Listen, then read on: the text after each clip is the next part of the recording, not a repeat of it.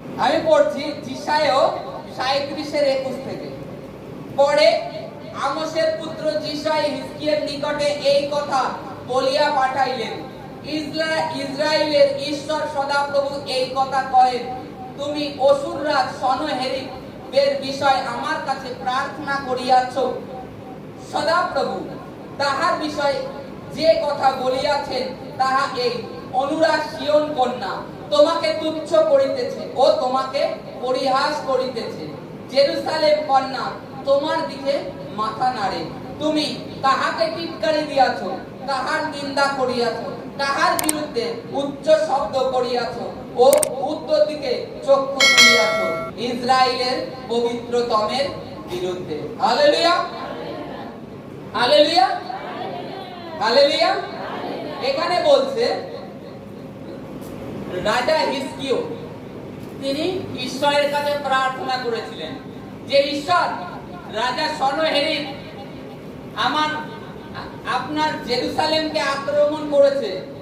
আর already সে প্রার্থনা করেছে, দেখুন যে এইরূপ, তার আগে ঘটনাটা পুরো যখন বাড়িতে গিয়ে পড়বেন তখন বুঝতে পারবেন। সে প্রার্থনা করছিল যে হে রাজাধিরাজ মহারাজ সদাপ্রভু বাহিনীগণের ঈশ্বর, তুমি পৃথিবীর সৃষ্টিকর্তা, পৃথিবীর রক্ষাকর্তা তুমি।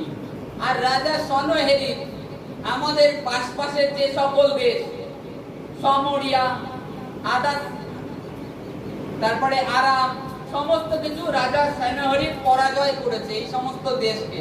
এই সমস্ত দেশের যে সকল দেবতা তাদেরকেও আগুনে পুড়িয়ে দিয়েছে। এইরূপ প্রার্থনা করেছে, বলছে তাদেরকে আগুনে পুড়িয়ে দিয়েছে। আর এবার তোমার ইসরায়েল, তোমার জেরুসালেমের প্রতি তার নজর পড়েছে। সদাপ্রভু তুমি এই জেরুসালেমকে তুমি রক্ষা করো। এইরূপ ভাবে রাজা, একজন রাজা চট পড়েছে, চট পড়ে গিয়ে ঈশ্বরের কাছে প্রার্থনা করেছে। আর রাজা উল্লেখ করেছে, হে ঈশ্বর, তারা অলরেডি ঈশ্বর নয়, তারা মানুষের হাতের কার্য মাত্র। তাই তাদেরকে রাজা সনহেরিব গ্রস্ত করেছে। কিন্তু তুমি স্বর্গ পৃথিবীর মালিক, মনুষ্যের সৃষ্টিকর্তা, তোমাকে এই রাজা সনহেরিব টিটকারি দিয়েছে। তাই সদাপ্রভুর থেকে যিশায়ের কাছে উত্তর এসেছিল, হিজকিয়ার কাছে ডাইরেক্ট আসেনি। যিশায়া ছিলেন ভাববাদী, ঈশ্বরের দর্শক, সে ঈশ্বরের বার্তাবাহক, যাকে বলে পিওর, খবর দেয়া, খবর পৌঁছানো। ঈশ্বর থেকে উত্তর পেয়েছে, এসে বলছে অনুরা সিয়ন কন্যা। অনুরা কথার মানে কি? কুমারী। সিয়ন কন্যা কুমারী, যার বিয়ে হয়নি, তাকে তো বলা হয় কুমারী নাকি? কুমারী সিয়ন কন্যা তোমাকে টিটকারি দিচ্ছে। কে? কুমারী সিয়ন কন্যা। সে স্বর্গের সন্তান। সনহেরিব সেও কিন্তু স্বর্গের সন্তান, সেও ঈশ্বর থেকে এসেছে। আর তুমি কি? সে কুমারী, আর তুমি কি? তুমি বিবাহিতা। কার সঙ্গে? ঈশ্বরের সঙ্গে। ঈশ্বরের সাথে তোমার সম্পর্ক আছে। আর সে কুমারী, তার সম্পর্ক নেই। তার জন্য ঈশ্বর সদাপ্রভু এইভাবে বলছে, অনুরা সিয়ন কন্যা তোমাকে টিটকারি দিচ্ছে। বলছে যে তোমাকে পদতলে ধুলিতে মিশিয়ে দেবে, কিন্তু আমি তোমার স্বামী, আমি তোমাকে রক্ষা করব। আরে কুমারীর তো পিছনে কেউ নেই সাপোর্ট করার, কিন্তু তোমাকে আমি ধারণ করেছি, তুমি আমার শরণ নিয়েছো, তোমার স্বামী আমি রক্ষা করব। এই কারণে ঈশ্বর অনুরা সিয়ন কন্যা বলে উত্তর দিয়েছে। কুমারীর পিছনে কেউ নেই, কিন্তু যে বিবাহিতা তার পিছনে তার স্বামী আছে সাপোর্ট হয়ে দাঁড়ানোর জন্য। এই কারণে ঈশ্বর থেকে, সদাপ্রভুর থেকে যিশায়ের কাছে এই বার্তা এসেছে যে অনুরা সিয়ন কন্যাকে বলো, তুমি কাকে টিটকারি দিয়েছো? রাজা হিজকিয়কে না, তুমি জীবন্ত ঈশ্বরকে টিটকারি দিয়েছো। জীবন্ত ঈশ্বর, যিনি করবদ্দয়ে অসীম, যিনি আদিতে আকাশ মণ্ডল পৃথিবী নির্মাণ করেছেন। তুমি ইসরায়েলের ঈশ্বরকে টিটকারি দিয়েছো, যে সমুদ্রকে দুভাগ করেছিল, যে স্বর্গের থেকে মান্না দিয়েছে 40 বছর, মিশর দেশের উপরে 10টা মহামারী এনেছে, সেই ঈশ্বরকে তুমি টিটকারি দিয়েছো। তখন কি হয় জানি, এই যে রাজা সনহেরিব আর ইসরায়েলের মধ্যে তখন টোটাল লোক হয়তো ছিল বেশি জোর ছিল, লাখ দেড়েক কি এরকম মুখ ছিল। আর এই রাজা সনহেরি, তার মধ্যে সাধারণ মানুষ থাকে, সবচেয়ে সিপাহী সবচেয়ে যোদ্ধা তা নয়। আমাদের দেশে যেরকম আমাদের ভারতবর্ষে নেই 140 কোটি মানুষ, তার মধ্যে কত আছে বিএসএফ? কত লাখ হবে? মনে করুন 2 কোটি হলো বিএসএফ আর্মি। সব কি সিপাহী, সব কি যোদ্ধা? তদ্রূপ সেই সময়ও রাজা হিজকিয়ার কাছে টোটাল হয়তো যুদ্ধের জন্য সিপাহী ছিল 20,000 মাত্র 20,000 সিপাহী ছিল যুদ্ধের। আর এই রাজা সেনহরিপ 1,80,000 লোক নিয়ে তার উপরে আক্রমণ করেছিল। 1,80,000 আর কোথায় 20,000? মানে যদি ওদের এইদিকে এক একজন যায় আর তাতেও কতগুলো তাদের ভাগে পড়ে। ঈশ্বর খালি বলেছিল তোমাদের না খর্ব চালাতে হবে, তোমাদের না অস্ত্র তুলতে হবে, আমি সদা প্রভু তোমাকে রক্ষা করব। বলছে তোমার জেরুসালেমের বিরুদ্ধে আসবে না, জেরুসালেমের বিরুদ্ধে তোমার বিরুদ্ধে এই সেনাহেরিব আসবে না, তাকে তার আগেই আমি পথের মধ্যে ফিরিয়ে দেবো। তখন রাত্রিবেলায় ঈশ্বর তার দূতকে আজ্ঞা দেয়, এক রাত্রে 1,80,000 সৈন্যর রাতারাত সব মারা যায়। সেখানে সেই স্থানে তারা শিবির করেছিল ফাঁকা ময়দানে। সেই শিবিরে রাজা উঠে দেখে সকালবেলায় সব ঘুমিয়ে রয়েছে, মারা গেছে।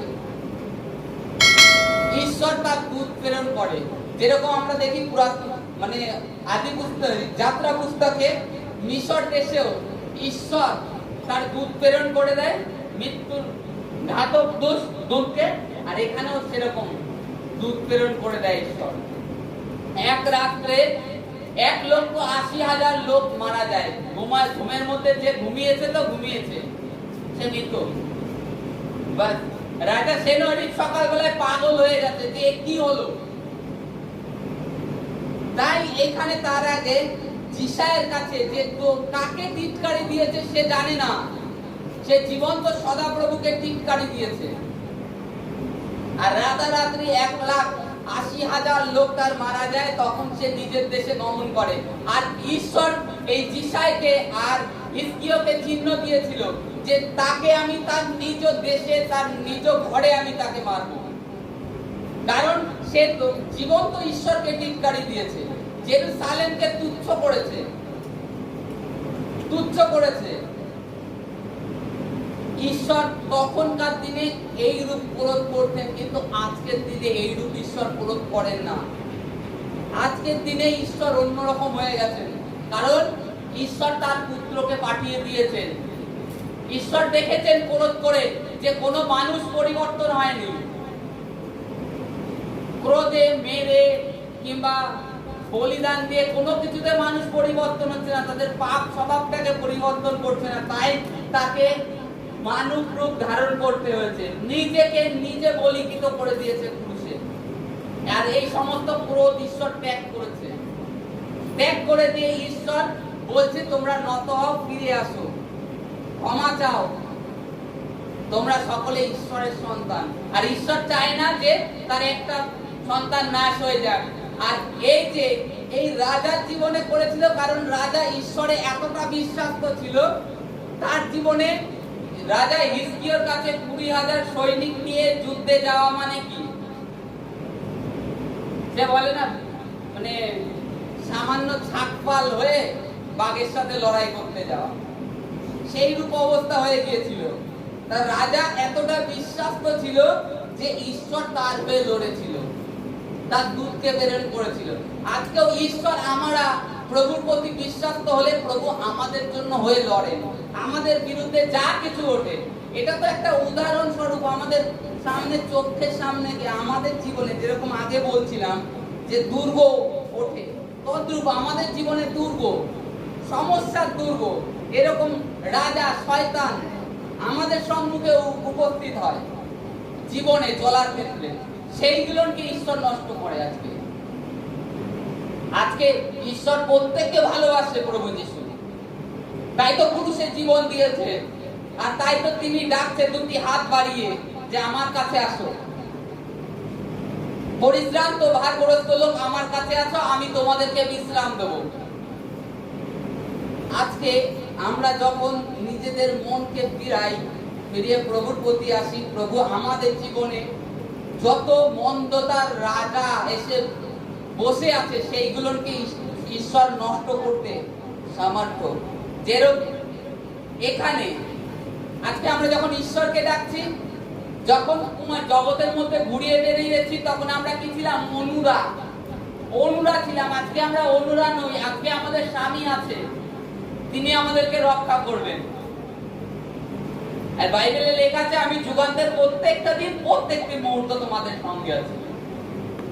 খ্রিস্টের বিরুদ্ধে যা কিছু, আমরা যদি খ্রিস্টের বশীভূত, খ্রিস্টে আজ্ঞাবহ হই, এইরূপ অনেক রাজা আমাদের জীবনে উপস্থিত হবে। রাজা কথার অর্থ কি? রোগ ব্যাধি সমস্যা, কিন্তু এইরূপ রাজার মতো নষ্ট হয়ে যাবে। সেগুলো আমাদের উপরে প্রবল হতে পারবে না, আমাদেরকে তার শক্তির মাধ্যমে ডুবিয়ে ফেলতে পারবে না, কারণ আমরা আমাদের স্মরণের স্থান প্রভুকে রেখেছি। আমাদের স্মরণের স্থান, কিংবা আমরা যে বৃক্ষের নিচে আসি, সেই বৃক্ষ সদা প্রভু, তার হস্ত সদা সর্বদা আমাদের সঙ্গে আছে। তাই তো দাউদ রাজা প্রার্থনা করেছে যে হে সদা প্রভু, আমি যেখানে যাই তুমি সেখানেই আছো, আমাকে তোমার দক্ষিণ হস্ত আমাকে চালায়। আজকে ঈশ্বর আমাদেরকে চালাবে যখন আমরা এই রাজা হিজকিয়্যাহ একজন রাজা হয়েও সে নিয়ত তার জীবন প্রভুর সম্মুখে রাখতো, প্রার্থনা করত। কারণ এই রাজা হিজকিয়্যাহ দাউদকে ফলো করত, যে দাউদ রাজা তার জীবনে ৮৬টা যুদ্ধ লড়েছিল, একটাও হারেনি, কারণ দাউদ সর্বদা ঈশ্বরকে তার সম্মুখে রাখতো। তাই এই রাজা দাউদকে ফলো করত। দাউদ যেরূপ চলতো, এই রাজা হিজকিয়্যাহ তারই বংশের, কিন্তু তারই নাতিপুতির থেকে এসেছে। এই রাজাও দাউদকে ফলো করত, যে সে দাউদ রাজা ঈশ্বরের কে সাক্ষাতে রেখে চলেছে, নিয়ত প্রার্থনা করেছে, ঈশ্বর তার জীবনে এত এত চমৎকার করেছে। তখন এই রাজার সময়ও ছিল,